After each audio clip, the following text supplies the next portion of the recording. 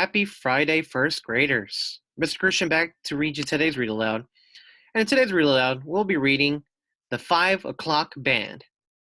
The author of this book is Troy Andrews. The illustrator is Brian Collier.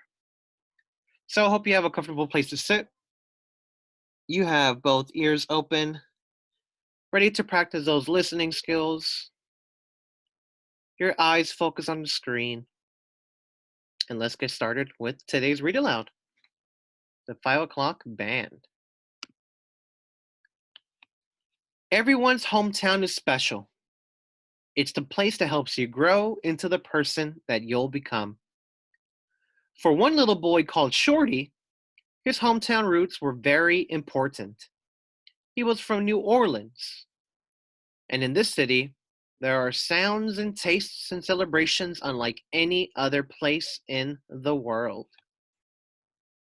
Many even call it magical. The city showed Shorty how to see the world, and its people helped him become the person he was destined to be. Shorty liked to play music. In fact, he was in a band. They called themselves the 5 O'Clock Band because that was the time they started playing every afternoon after school and homework were finished. The band lived in a lively neighborhood called called Treme. Uh, they lived in a lively neighborhood called Treme. The 5 O'Clock Band would parade through the streets of Treme, down to Jackson Square into the center of town, and back around, just like all the older musicians did. They played for the people for rounds of applause, and sometimes they even got tips.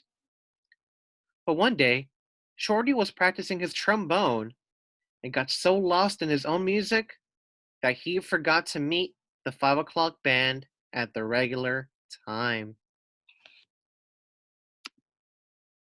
Shorty ran to Jackson Square, trombone in hand, but his bandmates had already left. He had missed their performance and parade, and he knew he had let them down. One day, I want to be the band leader, but how can that happen if I can't even get to the show on time? Shorty thought. Shorty walked through the neighborhood around the large square in the French Quarter where musicians gathered. He smelled delicious gumbo and jambalaya in the air and heard the sounds of other musicians echoing through the streets. But Shorty kept his head down. Not even the sounds of the brass instruments could cheer him up. Until suddenly, he heard a booming voice cry out, "Shorty, where you at?"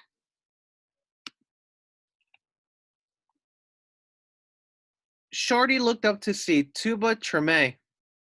He was a giant of a man, but he was sweet as pecan pie. And the sounds that floated out from his horn were even tastier. Tuba and his band had been playing in the quarter for as long as Shorty could remember, and they played songs that were over 100 years old. "Where you at, Tuba?" Shorty called back, feeling down. "Looks like you've got the blues, little man." Tuba Treme had noticed Shorty's sad face. "I missed the 5 O'Clock Band, and I don't know where they've gone. I'm afraid I won't have what it takes to be a real band leader if I can't even show up on time." Tuba Treme placed his giant horn to his lips. The first notes the first notes of "When the Saints Go Marching In" tickled Shorty's ears. Like so many other New Orleans musicians, Shorty had learned how to play his horn with his tune. Pride swelled in Shorty's chest as he and Tuba played the same notes together. that Louis Armstrong had played many years before in the same city streets. Tradition, Tuba Treme said. Every band leader needs to know where music came from in order to move forward. If you understand tradition and you keep it alive, you will be a great band leader. Thanks, Tuba, Shorty said as he waved goodbye. He hoped to be able to play just like Tuba Treme one day. Shorty continued walking through the quarter along the banks of the Mississippi River. A steamboat floated alongside him, and the steam whistled sounded. He thought about how many musicians had played on that river, even Louis Armstrong. Shorty blew his horn back to the steamboat and smiled. His growling stomach led him back toward home, but the scent of red beans and rice made him stop on his tracks. Where you at, Shorty? Queen Lola called out the window of a restaurant. Shorty was still feeling defeated, but no one could refuse a meal from Lola, the Creole queen, one of the best chefs in New Orleans, if not the world. Where you at, Queen Lola? Shorty answered as he opened the door. Queen Lola served him a heaping plate of red beans and rice along with a andouille sausage, collard greens, and okra with tomatoes. She had been making this dish for over 50 years, treating everyone who came through her door like family, even Martin Luther King Jr.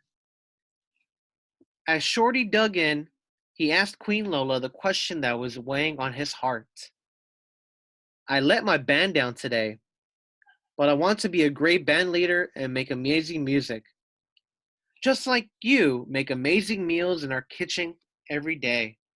How do you do it? Queen Lola smiled wide. Love, she said. There's love in my food because I love every dish I make. It's my special sauce. As long as you love what you do, you will always be a success. I don't love every I don't love anything more than playing music, but this meal sure is close. Thank you, Queen Lola, Shorty said. Come by any time, Shorty, she said. Why don't you head back out and see if you can find your band? Shorty felt a little better now that his belly was full, but he knew he still had more to learn.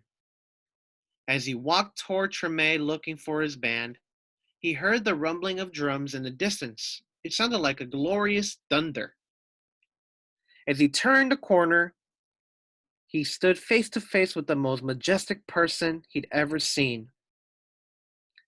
We are Indians! A chant pierced through the warm, swampy air. It was the chief of the neighborhood Mardi Gras Indian tribe. Big Chief and his drummers chanted as they pounded out a rhythm. We are Indians! Indians! Indians of the nation! The whole wild creation! Shorty knew this song was a prayer to the Mardi Gras Indians sang before they marched down the streets. They believed the song would protect them on their journey as they went through the city looking for other tribes. Mardi Gras Indians only exist in New Orleans. They are a special group sacred to the city. Where you at, Shorty? Big Chief asked his group as his group slowed down their drumming. Where you at, Big Chief? Shorty hollered back. You and the tribe sound amazing. I'm actually looking for my group, the 5 o'clock band, but I need to know, what does it take to be the Big Chief? Big Chief picked up his tambourine and shook it proudly as he looked up to the sky.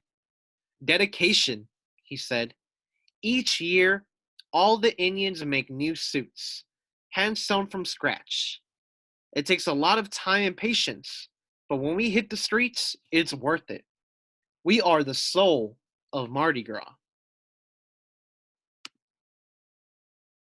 Shorty noticed how Big Chief's suit shimmered in the light. He thought about how important it was for him to practice his craft every day in order to carry the honor of being a band leader. Suddenly, Shorty heard the familiar melody of a brass band in the distance and ran toward it. He knew those sounds could only come from the 5 o'clock band, and there were his friends parading down the avenue toward him. Where you at? The 5 o'clock band sang. Where you at? Shorty answered. I'm sorry I wasn't there for you guys today. I promise I'll never let you down again, Shorty said. But I learned that we all have the ingredients we need for success. We have dedication, we honor tradition, and most of all, we play with love. Now I know what it takes to lead. Why don't you start us off and take the lead right now, Shorty? One of the boys said. Shorty raised his horn up to his lips, stepped out in front of the band, and played the opening notes of When the Saints Go Marching In. As the 5 o'clock band paraded home to Treme, they waved at the friends and neighbors who clapped their hands and danced in step behind them. And that is the end of the read aloud. This book is actually based on a team called the 5 o'clock band that's also from that city, New Orleans. So this is a real story about a group of boys that form their own band and they go around that city to honor the tradition of music. That's awesome. Well, I hope you enjoyed this read aloud, first graders. And I hope you have a wonderful weekend as well. We will see you on Monday for Monday's read aloud.